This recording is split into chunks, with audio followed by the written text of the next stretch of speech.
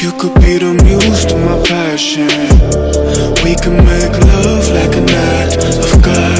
I just 5 years last క్లాస్లో మనం last వీడియోలో మనం జర్నల్ ఎంట్రీస్ పార్ట్ 2 అని చెప్పేసి 10 ఎంట్రీస్ వరకు చెప్పుకున్నాం. నెక్స్ట్ 11th వన్ కంటిన్యూషన్ అనమాట. 11th one journal entry transaction ఏంటంటే goods sold for cash and discount allowed. గూడ్స్ని సేల్ చేస్తున్నాం. ఎలా సేల్ చేస్తున్నాం అంటే క్యాష్కి సేల్ చేస్తున్నాం అంట. ఇలా మనం గూడ్స్ని క్యాష్కి సేల్ చేసేటప్పుడు డిస్కౌంట్ అనేది కస్టమర్స్కి మనమే అలౌ చేస్తున్నాం. అంటే గూడ్స్ని సేల్ చేస్తే మనం ఇక్కడ జర్నల్ ఎంట్రీస్లో గూడ్స్ అనే వర్డ్ తీసుకోకూడదు. సో దీని ప్లేస్లో మనం సోల్డ్ అన్నా సేల్స్ అన్నా రెండు ఒకటే. సేల్స్ తీసుకోవాలి. సేల్స్ అనేది మనకి ఇన్కమ్ అవుతుంది.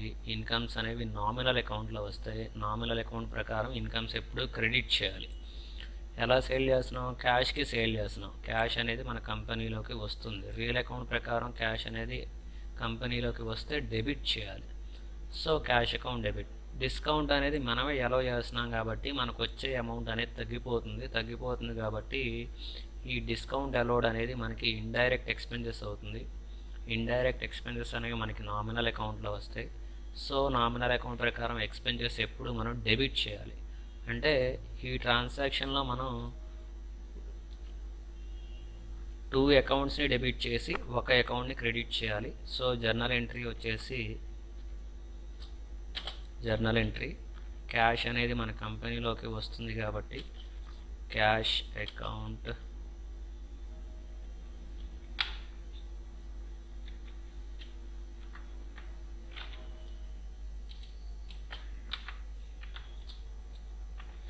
Cash account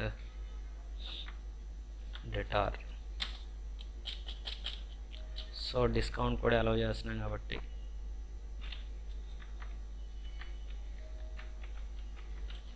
discount allowed.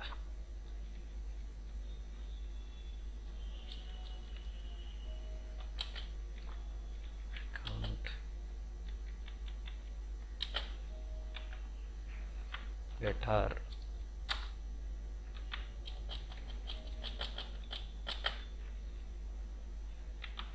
To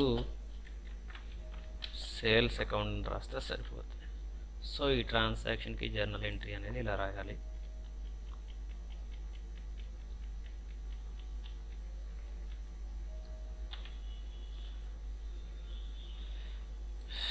narration వచ్చేసి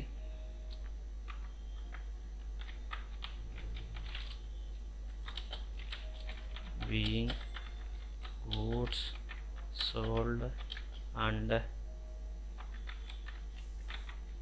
discount allowed.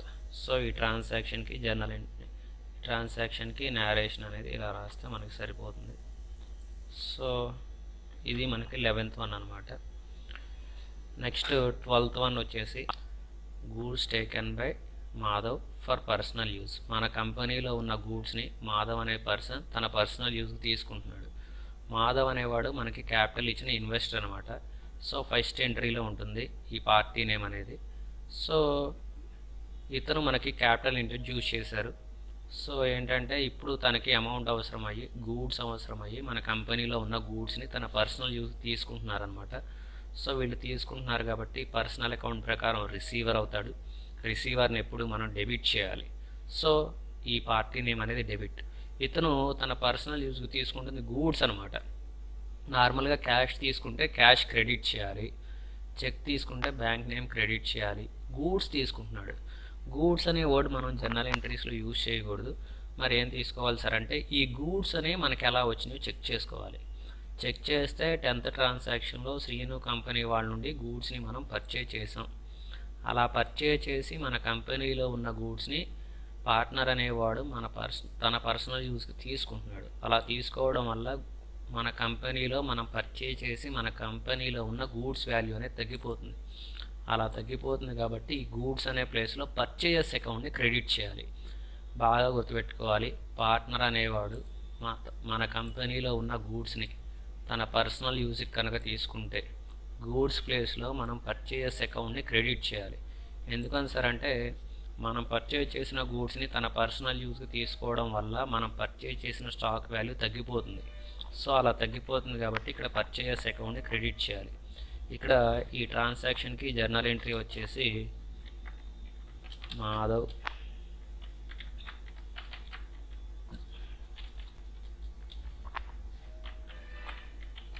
Drawings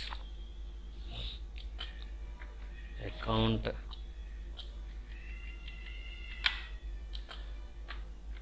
debtor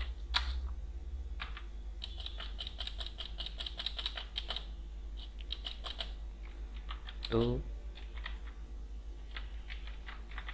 purchase account. So ఈ ట్రాన్సాక్షన్కి జర్నల్ ఎంట్రీ ఇలా రాస్తే సరిపోతుంది.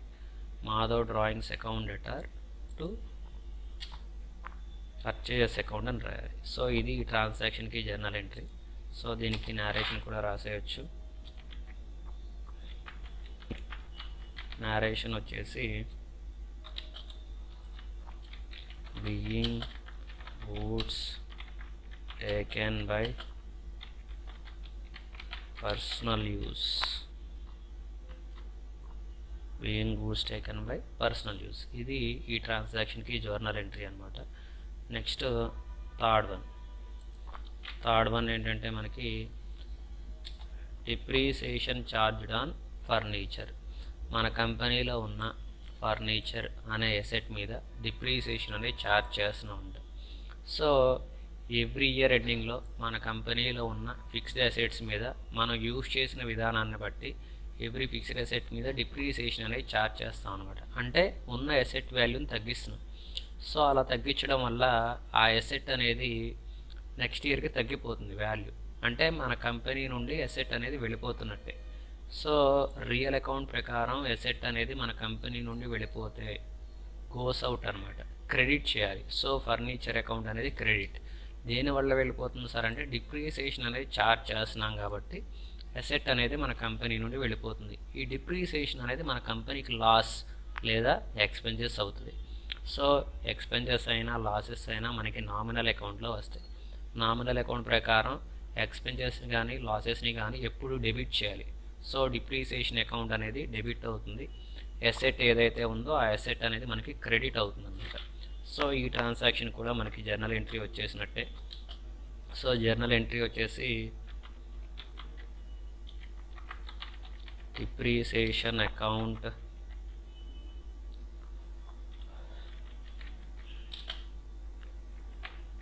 Debtor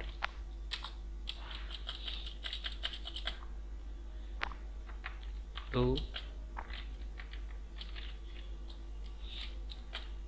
depreciation on furniture account. So ఈ ట్రాన్సాక్షన్కి జర్నల్ ఎంట్రీ ఎలా రాయాలి? నారేషన్ వచ్చేసి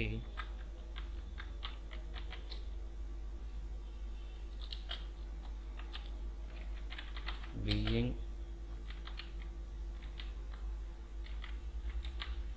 depreciation charged on asset. So ఈ ట్రాన్సాక్షన్కి నారేషన్ ఇలా రాస్తే సరిపోతుంది. నెక్స్ట్ వన్ వచ్చేసి ఫోర్త్ వన్ వచ్చేసి మనకి closing stock valued at year ending. మన కంపెనీలో ఉన్న క్లోజింగ్ స్టాక్ అనేది మిగిలిపోయిందంట ఇయర్ ఎండింగ్లో, దానికి జర్నల్ ఎంట్రీ రాయమంటున్నారు. సో దీనికి జర్నల్ ఎంట్రీ రాయాలంటే మనకున్న పర్సనల్ అకౌంట్ కానీ రియల్ అకౌంట్ కానీ నామినల్ అకౌంట్స్ కానీ వర్క్ అవ్వు. సో క్లోజింగ్ స్టాక్ అనేది మనకి ఎప్పుడు 2 ప్లేసెస్లో ఎంటర్ చేస్తాం. ఒకటి ట్రేడింగ్ అకౌంట్లో క్రెడిట్ వైపు ఎంటర్ చేస్తాం, అలాగే బ్యాలెన్స్ షీట్లో కరెంట్ అసెట్స్ అనే గ్రూప్లో స్టాక్ ఇన్ హ్యాండ్ అని ఎంటర్ చేస్తాం. సో ట్రేడింగ్ అకౌంట్లో క్రెడిట్ వైపు ఎంటర్ చేస్తేనేమో ఇది మన కంపెనీకి డైరెక్ట్ ఇన్కమ్ అవుతుంది. అలాగే బ్యాలెన్స్ షీట్లో అసెట్స్ వైపు ఎంటర్ చేస్తేనేమో అది మన కంపెనీకి అసెట్ అవుతుంది. సో మీకు క్లియర్గా ఒకసారి చూపిస్తాను ప్రొఫార్మాస్ కూడా. సో ప్రొఫార్మాస్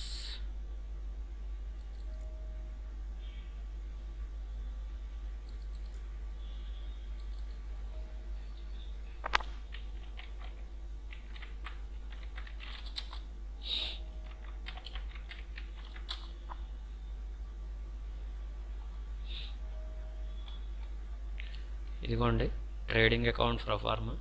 సో ఇదిగోండి ట్రేడింగ్ అకౌంట్లో క్రెడిట్ వైపు బై క్లోజింగ్ స్టాక్. ట్రేడింగ్ అకౌంట్లో డెబిట్ వైపు ఎక్స్పెన్సెస్ని, క్రెడిట్ వైపు ఇన్కమ్స్ని ఎంటర్ చేస్తాం. సో ఇక్కడ ఎంటర్ చేస్తే ఇది మనకి ఇన్కమ్ అవుతుంది. నామినల్ అకౌంట్ ప్రకారం ఇన్కమ్స్ని ఎప్పుడు మనం క్రెడిట్ చేస్తాం. సో క్లోజింగ్ స్టాక్ అనేది క్రెడిట్. అలాగే బ్యాలెన్స్ షీట్లో అసెట్స్లో, కరెంట్ అసెట్స్లో క్లోజింగ్ స్టాక్ అని కానీ లేదా స్టాక్ ఇన్ హ్యాండ్ అని కానీ చూపిస్తారు. మ్యాక్సిమం ఇక్కడ ఎప్పుడు మనం స్టాక్ ఇన్ హ్యాండ్ అనే చూపిస్తాం. ఇక్కడ చూపిస్తే అది మన కంపెనీకి అసెట్. రియల్ అకౌంట్ ప్రకారం నెక్స్ట్ ఇయర్కి మన కంపెనీలోకి ఈ స్టాక్ అనేది తీసుకొస్తాం, ఓపెనింగ్ స్టాక్గా తీసుకొస్తాం. సో అలా అసెట్ అనేది మన కంపెనీలోకి వస్తే ఆ అసెట్ని మనం డెబిట్ చేయాలి. సో ఈ ట్రాన్సాక్షన్కి జర్నల్ ఎంట్రీ వచ్చేసి ఇప్పుడు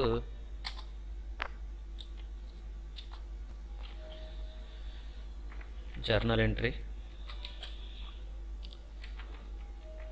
stock in hand account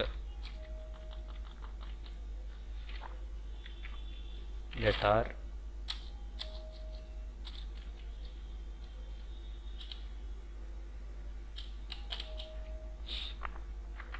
to closing stock account అని రాస్తే సరిపోద్ది. నరేషన్ వచ్చేసి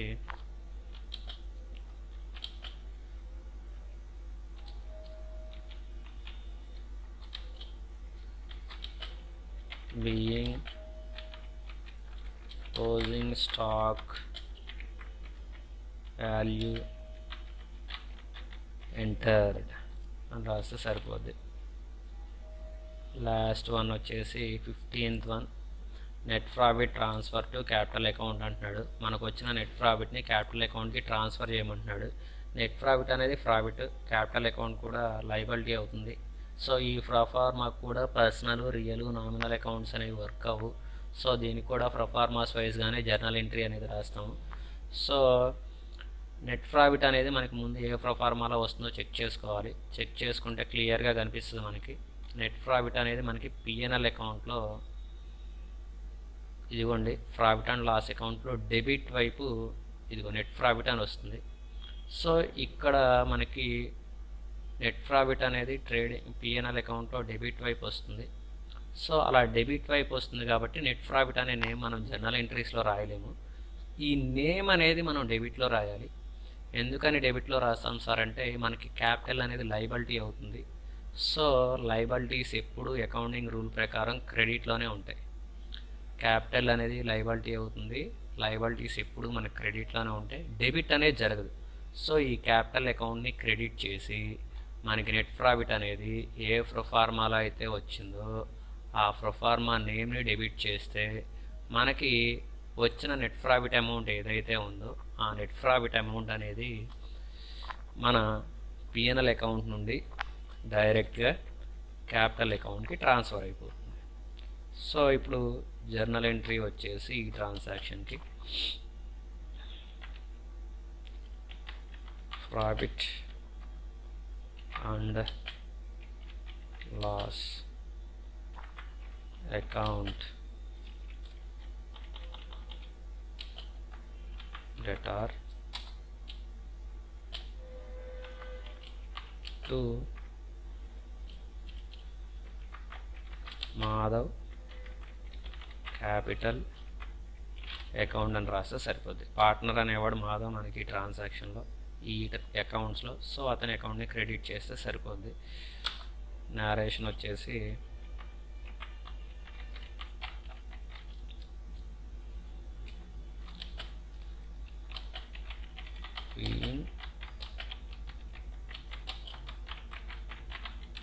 ట్రాన్స్ఫర్ టు క్యాపిటల్ అకౌంట్.